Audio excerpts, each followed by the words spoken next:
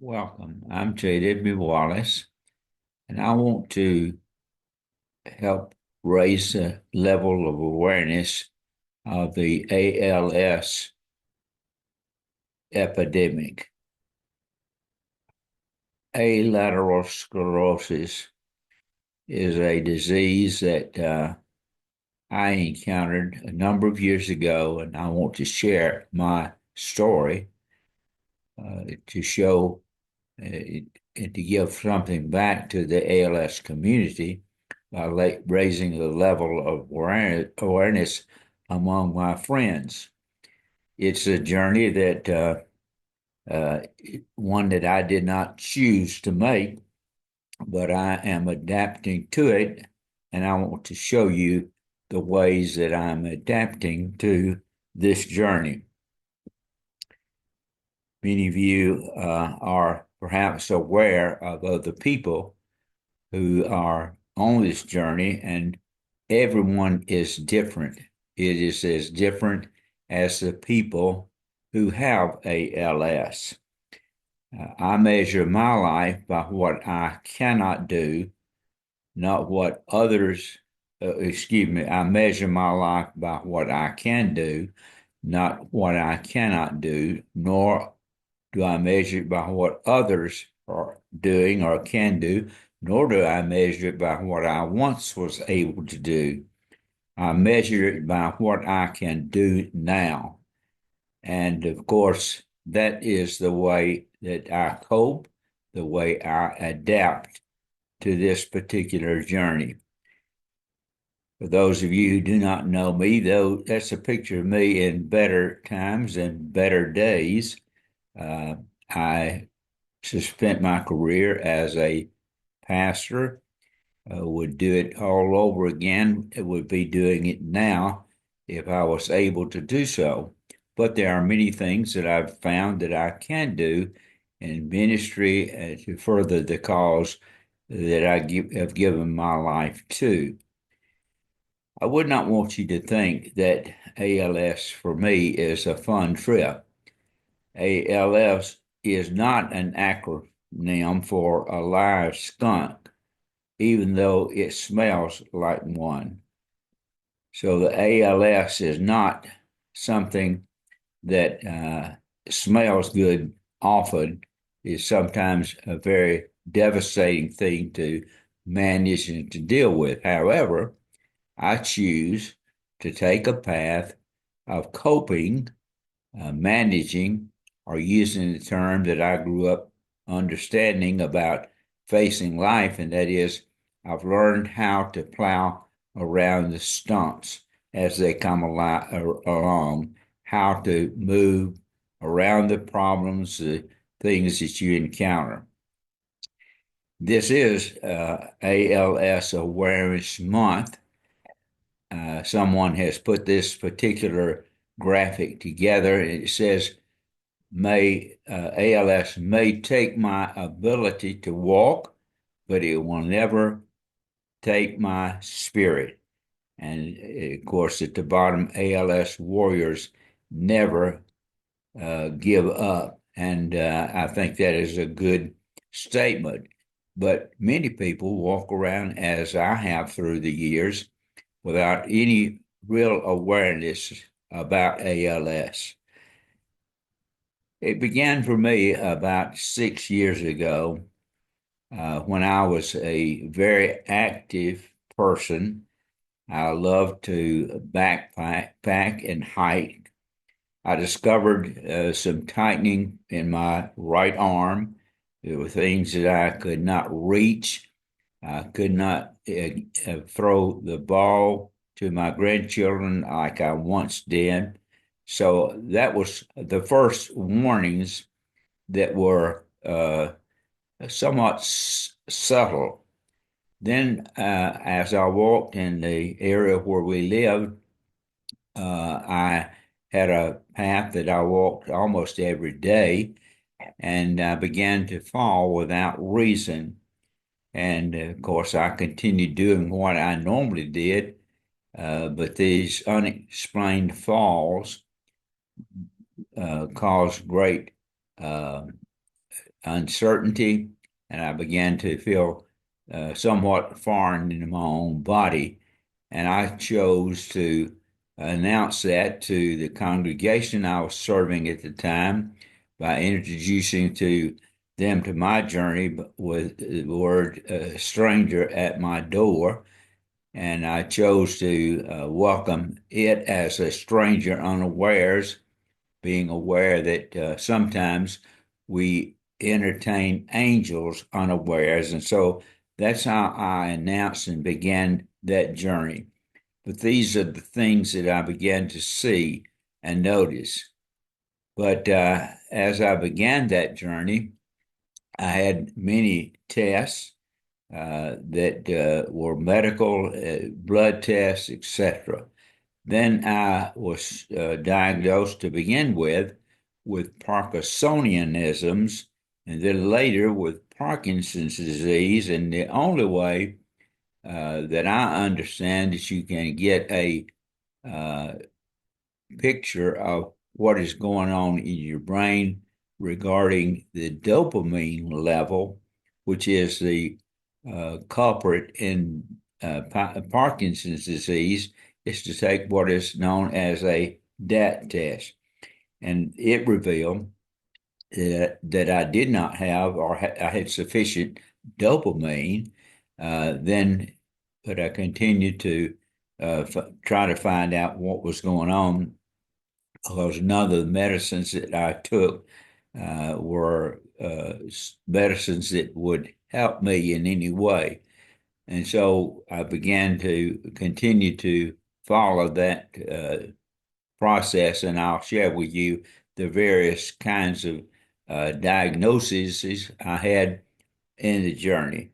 The last one I took that sort of put the piece of the puzzle together was when I had a muscle scan, and then I got a final diagnosis 5 years into the journey on February 19th, 2024. And it came as devastating news when I was told that I had a lateral sclerosis, or ALS. For this diagnosis, I was very active. I lived without any mobility aids. I was independent. I was able to hike. I was able to work, cut my lawn, very, very active. But those tasks began to be difficult for me, and I always paid a price as I was engaging in physical activity. Then on the right, you see after the diagnosis, the people who manage this call it a progression of the disease. I call it a digression, and now I rely on a walker and a wheelchair. They become extensions of myself. I navigate both physical barriers and emotional barriers each day, with which brings new adjustments that I must make. The journey took us first as diagnosed with Parkinsonisms, which came 6 years ago. My wife and I, in the picture there, took a trip to Peru, to Machu Picchu, and we made that trip, and we made the walk through uh, Machu Picchu, and then came back, and that's when I was diagnosed first with Parkinsonism. Then later it became Parkinson's disease. Then I was diagnosed with having spastic paraplegia. Then I was diagnosed with having primary lateral sclerosis. And then, as I mentioned, in February of 2024, it was ALS. When we received that news, we were overwhelmed, and time seemed to stop for us at that moment. I recall the day when we went in for a test at the UAB clinic here in Birmingham, Alabama, and the doctor said, "Well, you don't have Parkinson's disease." Willeen and I, in our naive way, celebrated that I did I have Parkinson's disease. However, we were on a journey that would even bring something worse, in my estimation, than the Parkinson's disease would have been. Of course, we after that uh, shared some very heart-wrenching time together, and I'll tell you a little about that in the next slide. But of course, we had to tell our children, and of course, that was a very difficult time because it was going to be something that would alter our lives. Because I may be the one with ALS, but I have a team and a family that it affected in many ways. And so they were all lovingly concerned for what was happening. And so we had many uncertainties that flooded our mind, fear about how we would manage, and that began the journey for us. But for those of you who know me, you know my life has always been measured by the humor that I found in life. And you read that text at the top from Proverbs 17:22 that lets us know that a light heart, humor, is good for the heart. We found humor to be the light for us in the darkness. I have done quite a bit of research on the nature of humor and what it does. And for many, many years, I have practiced that in personal application, but also in managing as a pastor of the church. It became for us a time when, in many ways, I considered laughter to be some of our most pleasant times in dealing with this. And I hope this will not be too much for you. But Welaine and I, upon learning that, we came home after I called our children and we began talking about it. I was overwhelmed with emotions, and of course, was simply crying in a way that was cleansing for me, which brought me to a moment when I tell people that I asked William, "What would you do when I'm gone?" And her quick reply was, I said, "What are you going to miss when I'm gone?" And she said, "Your Social Security check." That's not really what happened, but it was a moment for us that helped us to measure what was happening in our life by taking humor to be that which brought about a very good moment in our life. You see the picture to the right there in a play that we did, our program that was done many years ago. And that's Pauline and myself in a light moment in our life. And there have been many of those kinds of moments as we've dealt with all kinds of issues in both our profession, our personal life. Humor has been a way that we have been able to manage. And that's how, through this journey, I am managing, and I find there to be a healing power in that journey. Now, where we are now living, one of the places that we go and enjoy going to eat is a place called Greasy Cove. And one of the things that I continue to do is to do things like I do with this PowerPoint, but also this little song is one that I put together, and I wanted you to hear it, and because it sort of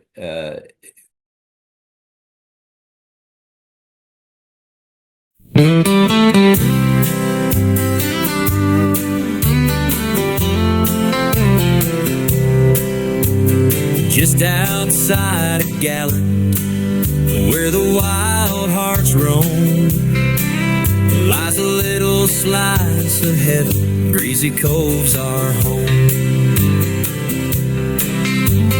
Angus burger sizzling, big and juicy on the grill. With every single bite, you know we're chasing through. At Greasy Cove, where the flavor flows, belly full of laughter and the good times glow. I scream for ice cream in buckets piled high, with every rich flavor we're touching the sky.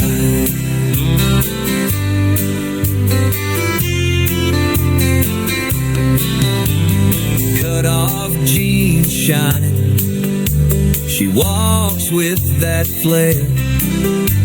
A Bowie knife on her left, you can feel the air. A 38 on her right, she's the queen of this place. Serving smiles with confidence, there's no better grace. At Greasy Cove, where the flavor flows, belly full of laughter and the good times glow. I scream for ice cream in buckets piled high, with every rich flavor we're touching the sky. Sunset in the distance, we gather around the fire. Friends and family laughing, our hearts never tire. Every moment's golden, memories we save at iconic Greasy Cove, living free and brave. At Greasy Cove, where the flavor flows, belly full of laughter and the good times glow. I scream for ice cream in buckets piled high, with every rich flavor we're touching the sky. So here's to Greasy Cove, our sanctuary bright, with Angus burgers and ice cream that dance through the night. Raise a glass to the waitress with her killer style. At Greasy Cove, we know we're living life worthwhile.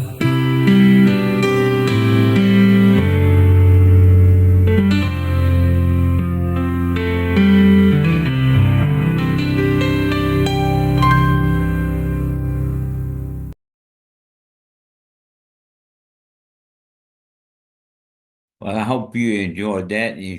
I have a YouTube site that has many things similar to that, and you can find that at Hobab, HOBABJW, on YouTube, or just ask for James Wallis and you'll find it.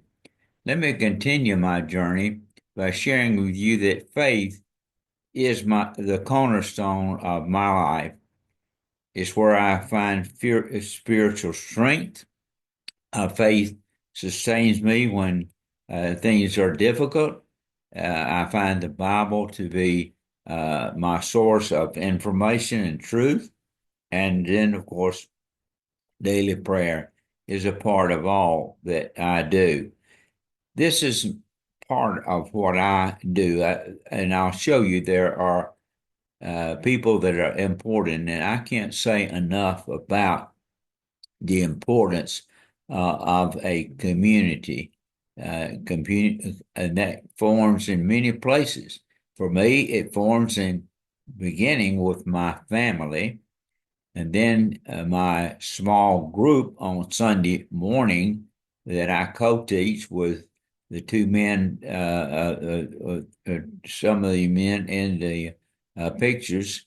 I co-teach with them.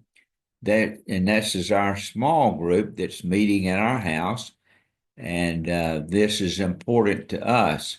But this is a part of my community as well. I have three things that I do each week. I go to worship and a small group on Sunday morning.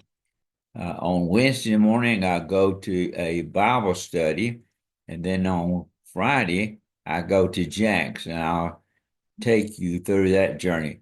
But I can't say enough about the importance of how you have a community where you can exercise what you can do as you make the ALS journey.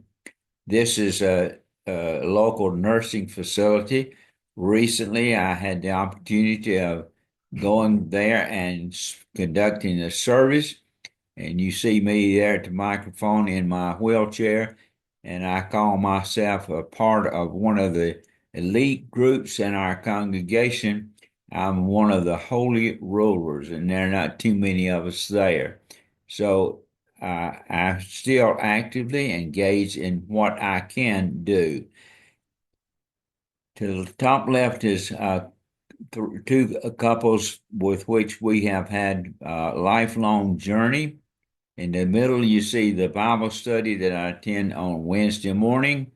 And on the right top, you see my friend Dennis Lovin, who has invested in my life a week, an hour every week now for more than a year's time.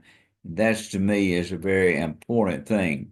The bottom left is a group that I meet with on Thursday morning, where some of these men I've known and met with for 30 years. When we could meet in person, we did. In the middle is an ALS town hall meeting that I recently attended and participated in. The bottom right is a lifelong friend, Bob Maddox, that I do help him with some of the things he does. At the left top, again, that's Dennis and myself. I have found the Alabama neurological groups, UAB and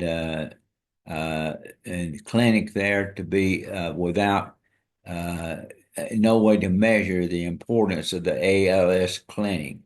The top right under my picture, which I'll move there, is a man, Jerry Wallis, who is presently my caregiver 4 days a week.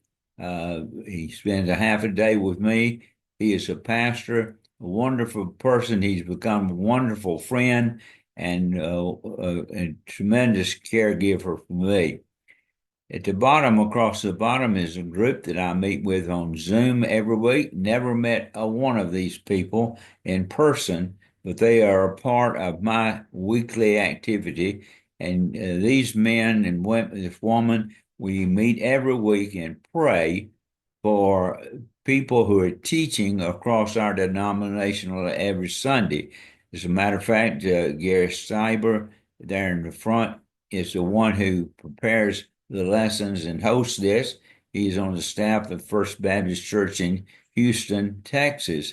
And none of these people I met, but are an important part of what I do every week in managing my ALS. I mentioned that I go to Jack's, which is a local hamburger place, and all of these people here are very important to me. We meet, and you should be pleased to know that we solve the world's problems, and it should make you feel better as a result. In the left bottom corner there is Willeen and Charmaine.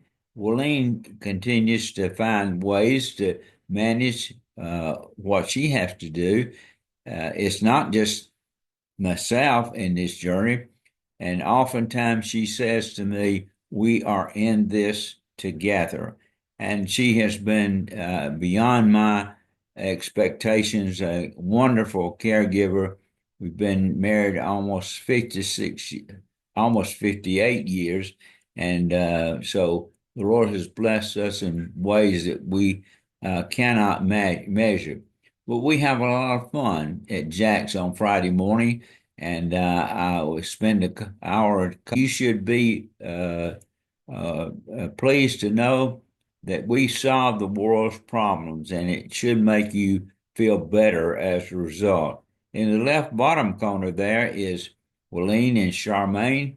Willeen continues to find ways to manage what she has to do.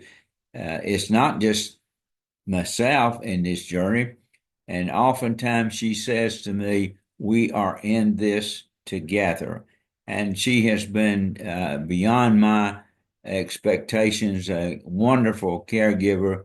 We've been married almost 58 years. And so the Lord has blessed us in ways that we cannot measure. But we have a lot of fun at Jack's on Friday morning, and I will spend a couple hours every Friday simply talking about life. So, and this little song is another one that came out of an experience that happened there, but it's again another way that I use creativity to manage through and do what I can do to make life better. So listen to this little. At Jack's on a Friday, the fellers all meet out in Mount Bama, and politics neat. We chat about the Bible, our town, and our church. Our wives call it daycare, but we call it research. Oh, it's the Friday morning sprawl, where we laugh and we brawl.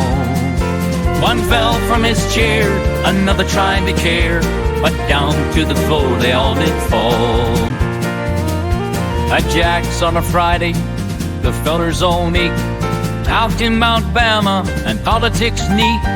We chat about the Bible, our town, and our church. Our wives call it daycare, but we call it research.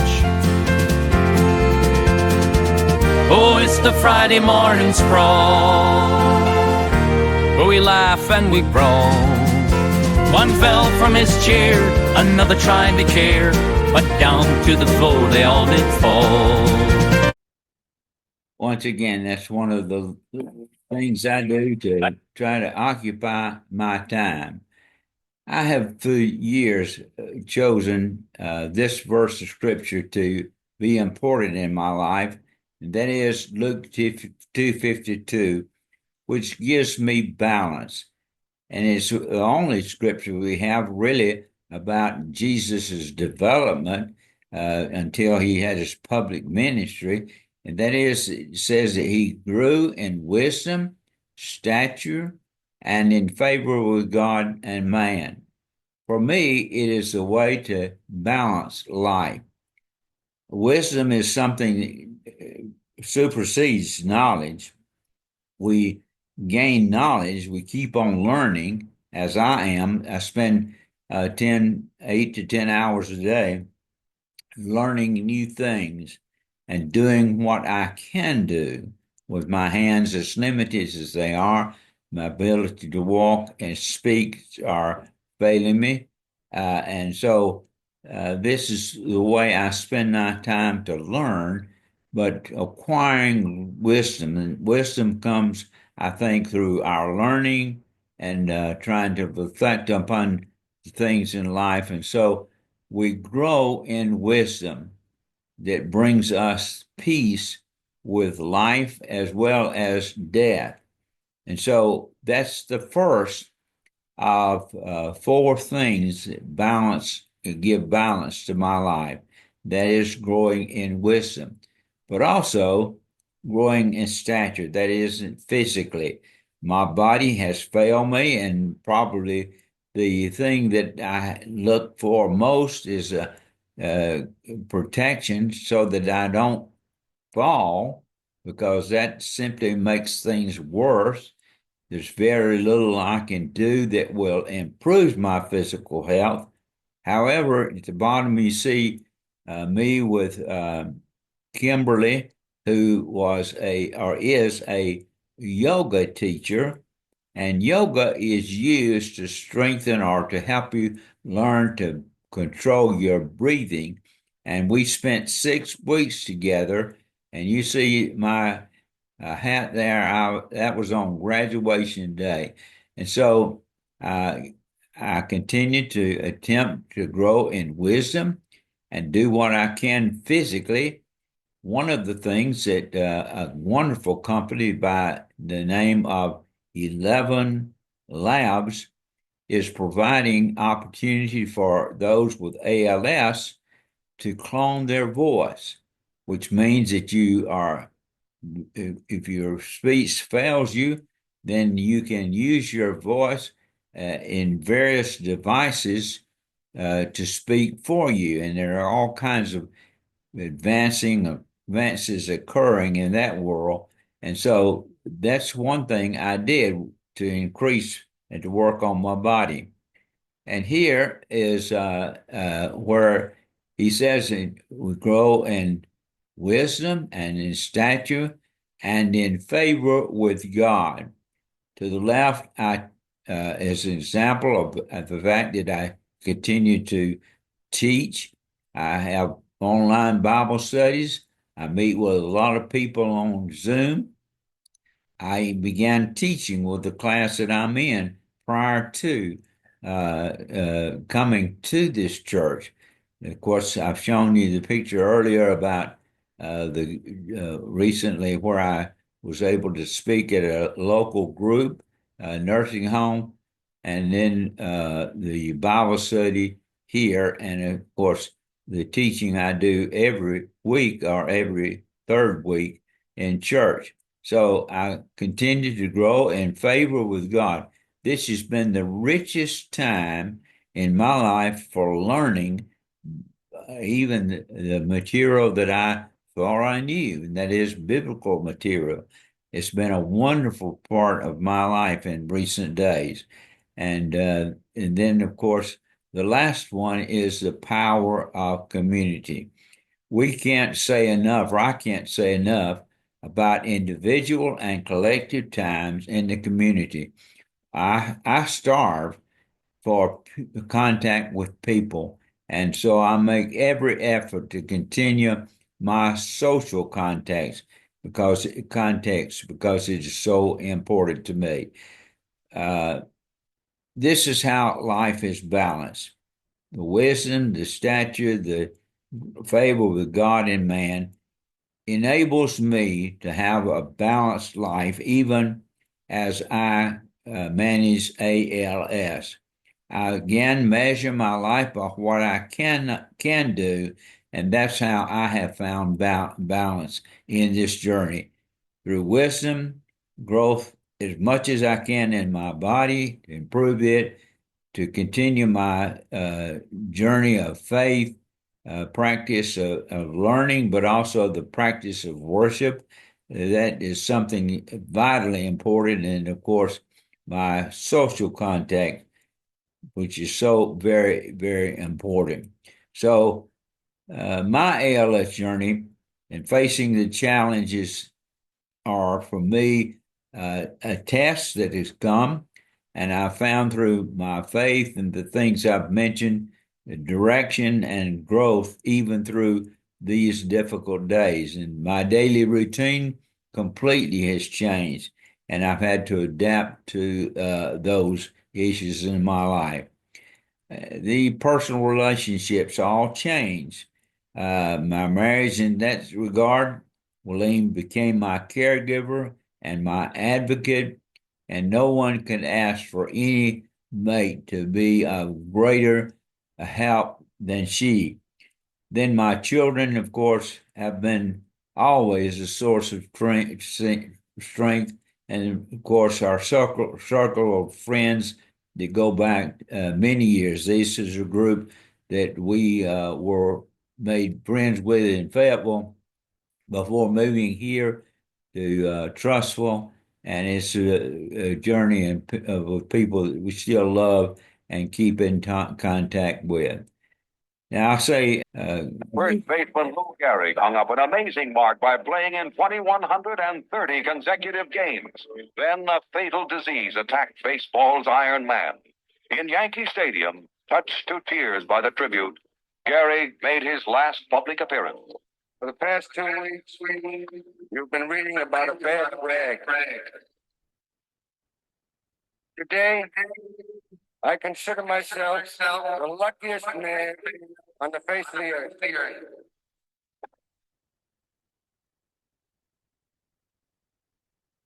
You look around, wouldn't you consider it privilege to associate yourself with such a fine-looking man as is standing in uniform in this ballpark today? But I might have been given a bad break, but I've got an awful lot to live for. Thank you. And when I think about his speech, I feel like, in some way, like him, but rather than luck, I feel that I'm the most blessed man in the world. Around me are family that love me, and around me a community where we found love and support. And ALS may uh, have changed my life, but it didn't diminish my worth. I find strength in my faith, my family, and my friends that bring unexpected moments of joy. Realizing I'm not alone in this journey is so important, and I continue to measure my life by what I can do.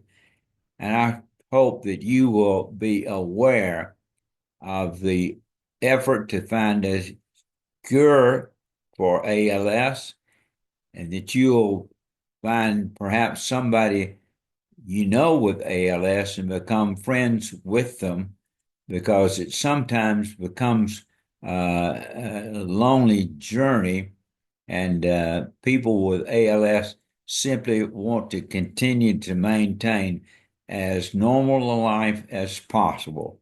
Thank you for listening to my story.